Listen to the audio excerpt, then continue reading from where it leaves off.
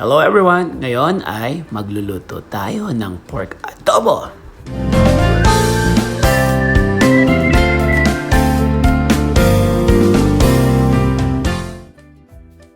I wanna share with you guys kung paano ko lutuin ang pork adobo, lalo na kapag nagmamadali. Mga sangkap na ating gagamitin: 1 kilo pork belly, 8 cloves garlic, 1 medium-sized onion, 1/2 cup soy sauce, 1/4 cup vinegar,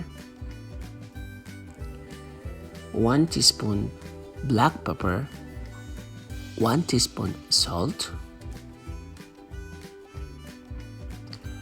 2 bay leaves,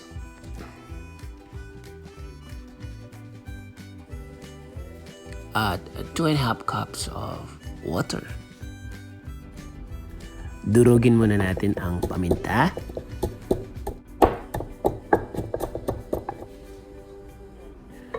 Sa maliit na kasirola, ilagay na natin ang baboy. At isunod lahat ng mga sangkap na ating nabanggit. Guys, make sure ang baboy natin ay nahugasan ng maigi. Marami tayong ways on how to cook pork adobo at isa na ito sa mga ways natin. Quick way siya pero andun pa rin yung lasa na hinahanap natin sa isang adobo.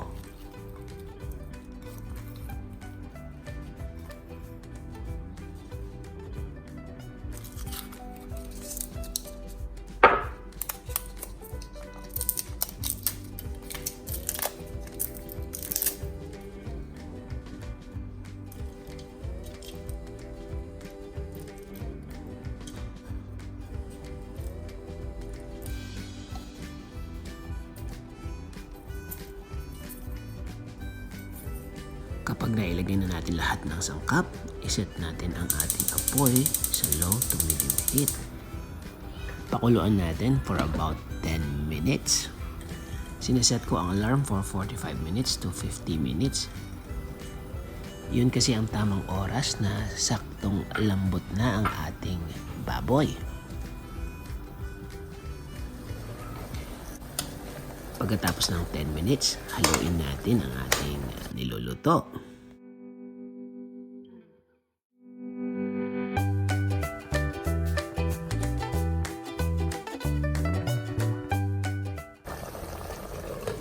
Hayaan natin kumulo ng bahagya at pagkatapos nun, lagyan natin ng tubig.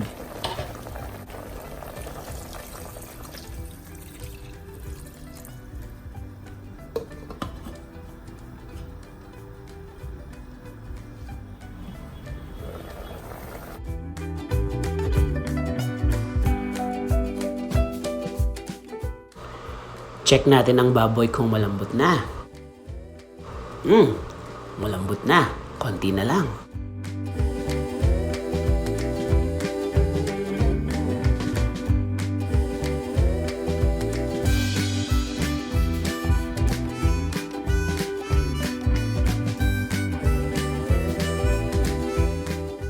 Sa puntong ito, alisin muna natin ang sabaw ng ating adobo.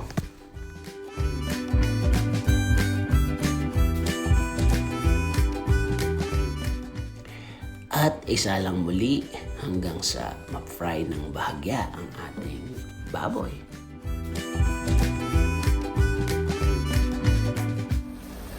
Make sure na mahina ang ating apoy para hindi masunog ang ating baboy.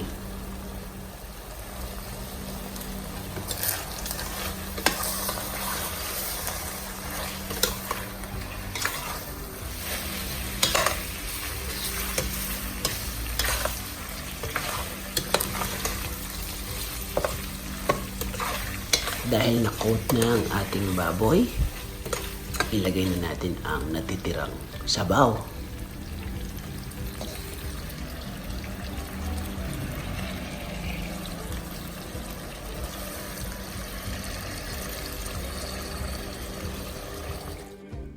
At pakuluan pa natin ng mga 3 minuto pa.